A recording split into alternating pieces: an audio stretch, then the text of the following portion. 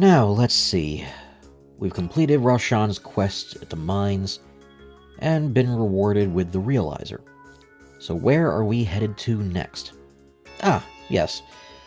We've passed back through Gelishentep and made our way further southeast, towards another set of ruins further south that's gained quite a lot of attention. On your way out through the southwest end of the city, you'll be heading into some considerable heat on your way south, so do consider stopping by an ice cream stand on your way there. There, you can meet my next regional Pokemon, Mesopan Vanillite.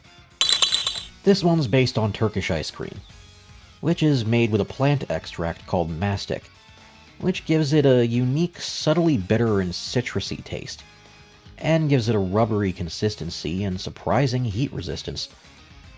This heat resistance and consistency is why I've given them the ability Thick Fat. But for their new Ice Fairy typing, you need only look to the nature and mannerisms of Turkish ice cream vendors. They're tricksters and showmen, flipping and dipping the cone out of your hands repeatedly, making you an unwitting part of their act. It's acrobatic, playful, and an unwritten rule that you play along for their service.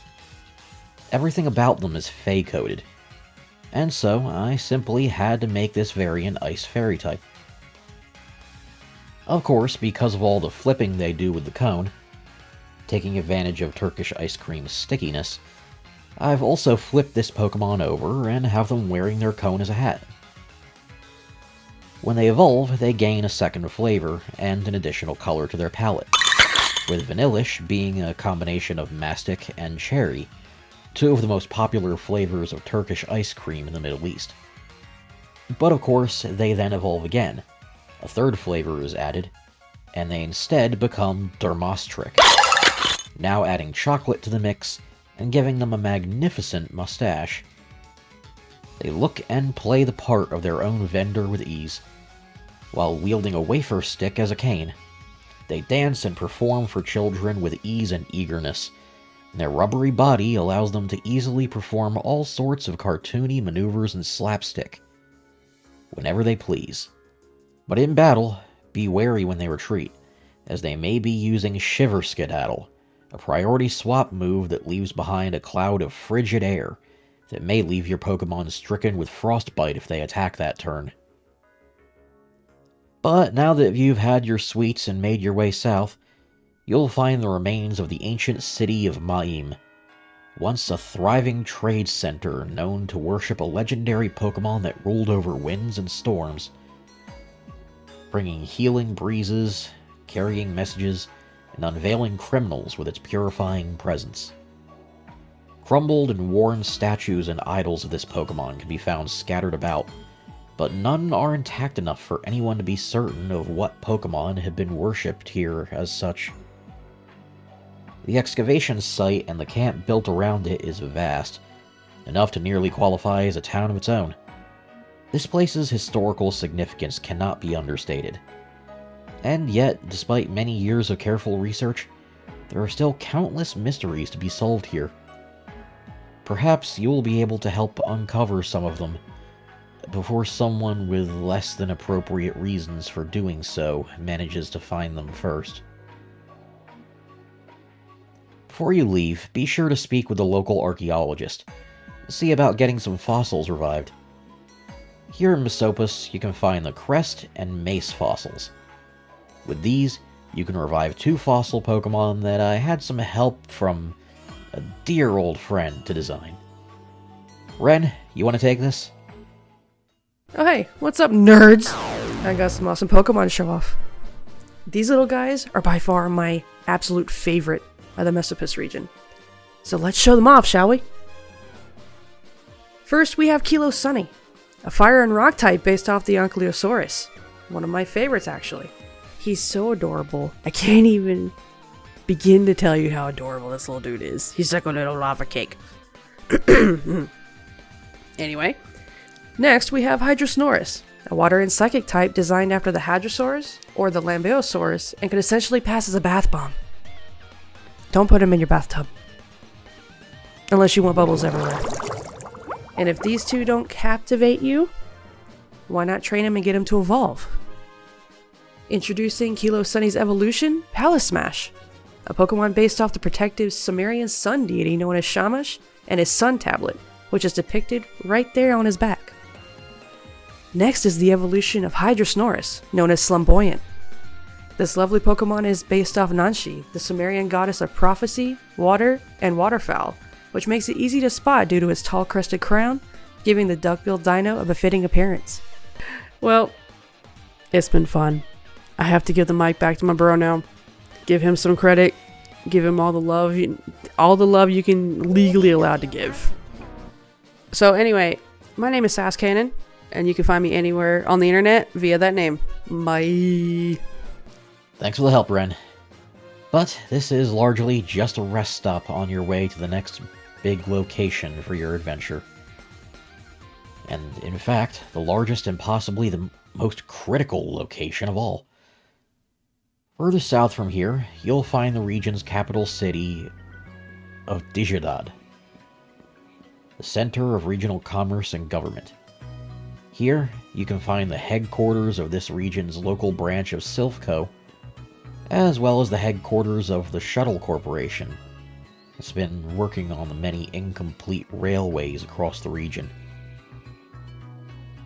This also makes a rather fashionable and artistic place, where you can easily find another boutique to inspire your Sanzelic into making a new costume, if you happen to have one. In this city, you'll also find a surprisingly large amount of Mesopan Pidove. This regional variant is bred to be masterful flyers, dropping the normal type entirely. Their brilliant colors are all about showmanship, raised and bred as show pigeons, doing tricks and showing off. Once an aristocratic pursuit, and now more like a street-side entertainment and expensive hobby.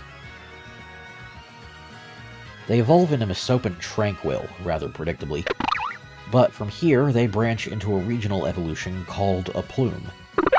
They're all about the spectacle, using the excess feathers on their ankles as a pair of secondary wings, with which to make daring, sharp turns and flips in the air, making them very evasive Pokemon.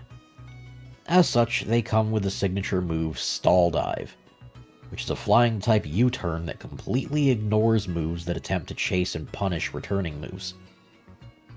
They also come with the new ability Evasive, which gives them a 40% chance to avoid otherwise unavoidable moves like Swift, Aura Sphere, and Shockwave. And if you think this is the limit to their power, then you're in for a shock when you go up against Idealized a Plume, ascending to the regal majesty of its ancestors and mastering the sky with its improved signature move, Peerless Pursuit. It takes advantage of its boosted defenses and attack in this form to forego retreating in favor of having an unavoidable attack of its own that raises its evasiveness on every hit, making it an absolute nightmare if you give it time to set up.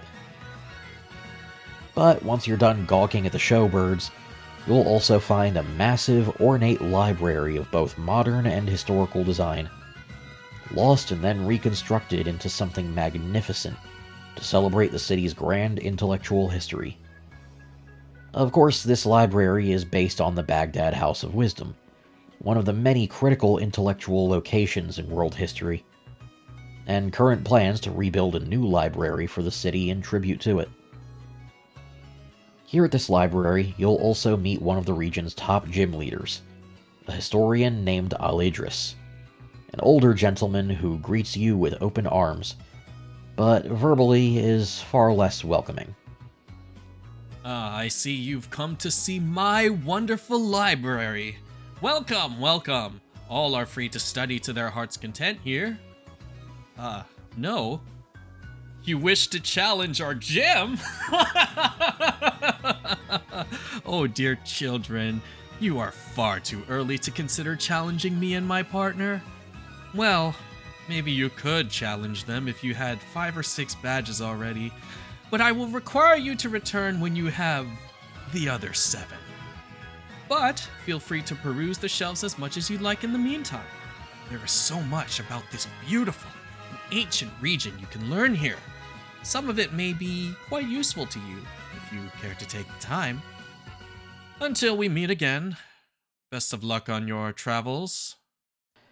Though this encounter may be a tad disheartening, being turned away from a gym by someone so pompous and self-assured, this does leave you at a branching point. You may head southeast of here, or out to the west. Either way, another city and another gym awaits. But in this case, I believe we'll start with heading south to another pair of ancient cities in ruin, but surprisingly, undergoing repairs while they're studied. On your way, do keep an eye out for caves and similar ruins to explore, as you might find another regional variant, Mesopan Voltorb and Electrode. It's believed they share a common, potentially bug-electric type ancestor with the modern and Hisuian Electrode, and that bug typing is critical in why they became something so different yet similar. Hisuian Voltorb is believed to have been created through this ancestor eating the contents of apricorns, and then starting a parasitic relationship with their shells. Here, it's believed that ancient ancestors of a similar subspecies, quite possibly the same one if they managed to travel far enough, found a home in round pots of fruit and vegetable preserves, which were sealed shut with copper rods and asphalt. They slipped in and adapted to the electric ground type, favoring their newfound resistance to their greatest weakness, and savoring in the ability to wield it themselves, as well as enjoying a much easier to digest and more delicious meal in the process. Once you're done catching some new mon on the way, the next gym is situated between a pair of ruins, closely positioned cities that were once at war with one another, both once enormous and beautiful in their own right. Each of the gym leaders working here is also leading the projects to study and restore these ruins, one working to the north and the other to the south. You'll need to retrieve both of them to challenge this gym and earn your next badge. To the north, we have Ishtwa, a tiered city which was once home to a vast agricultural marvel, the most beautiful and bountiful gardens known to the region, and a thriving cultural empire that worshipped a legendary Pokemon deifying the concepts of love and passion. This place is based on the historic ruins of Nineveh, a critical old Assyrian city which is believed to have been the actual site of the famed Hanging Gardens of Babylon. Here you can find the grass-type gym leader, a botanist named Zahraa, who's been tasked with restoring the city's bountiful and beautiful gardens. You must be those new challengers Damla called and told me about. I'm so sorry I wasn't at the gym when you arrived. Restoring this place is a full-time job of its own, but I wouldn't give it up for anything. Our work year has barely begun, and yet it's already such a marvel.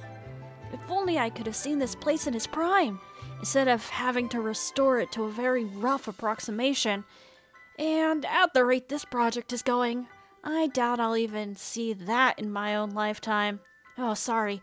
I suppose I was rambling a bit. I'll meet you at the gym soon then. Just be sure to collect my partner from the ruins across the valley as well. Talon hasn't been answering my calls. On your way out and across to the next set of ruins, be sure to look around for the wide variety of Pokemon available here, including Charcadet, Solrock, Daluzum, and Oozatrap. You'll also find another new Pokemon here, Ovirwhelp. This little thing is a normal type based on a Damascus goat. As children, they're wobbly-kneed little things with long, droopy ears, incredibly friendly, but also easy to overwhelm both mentally and physically, especially with how drastically their bodies change as they age. Adult Damascus goats are... yeah, they're not pretty. Actually pretty hideous. Those bulbous heads come with enormous sinus cavities, which make them even louder than most ghost species. Thanks to their huge heads, loud noises, and the common genetic issue for goats of many species to have weak legs, I decided to make their evolution Overlord into a psychic normal type. with a wide variety of sound-based attacks. This includes psychic noise, boom burst, eerie spell, snarl, the works. Their ability layout also comes with levitate, punk rock, and aerialate as their hidden ability. Expect them to have a wide amount of coverage and strategic options to throw your opponents off with. Crossing the valley toward the next set of ruins, you'll enter through a large ornate gateway that's been restored fully, glimmering with gold. This is the ruins of Babtubu, meaning Gate of Prosperity. It's of course based on the ancient city of Babylon, another grand historical location in the process of being restored. Here you'll find more Charcadet, Lunatone, and a surprising amount of unknown. If you happen to catch one, be sure to try idealizing it. Idealized Unknown is based on a combination of a satellite, the Tower of Babel, and a biblically accurate angel, specifically Metatron, the Scribe of God. You'll surely also find many depictions of a lanky, long-tailed, and horned Pokemon that's been worn down with age, but appears to be another storm deity that once acted as the city's guardian. Within these ruins, you'll also find a man in a bomber jacket, instructing several men carrying supplies and artifacts on and off of a plane parked on the south side. Ah yes, the new challenger Zahraa told me about. I'll be with you shortly. I'll fly over to the gym and arrive by the time you get there on foot. I have a few more tasks to complete here, and then I'll catch up with you. Run along now, I have business to conduct. Running a restoration for tourism and an international shipping company keeps me busy enough without some children trying to goad me into a fight they can't win. But I'll humor you back at the gym, as my title demands regardless. I must at least thank you for defeating my ex-wife back in Vantu. Not the nicest guy, is he? But Talon has been recruited back to his gym, and the time has come to challenge it. The Restoration Gym features the dual typing of Flying and Grass, giving them an interesting type coverage where your best bet is Ice, but you'll have had very limited opportunities to catch any Ice types to use. The puzzle of this gym is to work your way through an artificial ruins site, paying heed to riddles and hints within to activate wind-powered devices and avoid plants with unsavory effects. Some puzzles will be hidden by vines and ivy, while others will be entirely based on interpreting old statues and carvings. It all comes down to respecting and trying to understand old cultures surrounding you, rather than trying to bulldoze your way through them. Once you come to challenge this dysfunctional pair, you'll find their teams are effective but not quite complementary. Zahraa will be bringing a Go-Goat, Oozatrap, Mariele, Nemoark, and one new Pokemon I'll be introducing in the next video. Talon comes equipped with Filbrood, a Plume, Mesopan Driftblim, Bombardier, and Mesopan Rufflet. I teased this little guy back in the Combo Moves video when I animated its evolution, Mesopan Braviary. They're flying fighting type, and represent the heroic eagle often used to represent basically every country and military force in the entire region, and happen to be aura users as per the common Near and Middle Eastern belief in their association with the sun and spiritualism. The horns, on the other hand, are because of their connection to Rostam, the Persian folk hero often depicted wearing a horned helm with eagle feathers. Defeating this duo won't be easy, but it's made a bit easier with their relationship being rocky and unstable, preventing them from using combo moves. In the end, when you're victorious, you'll be awarded the Aspire badge.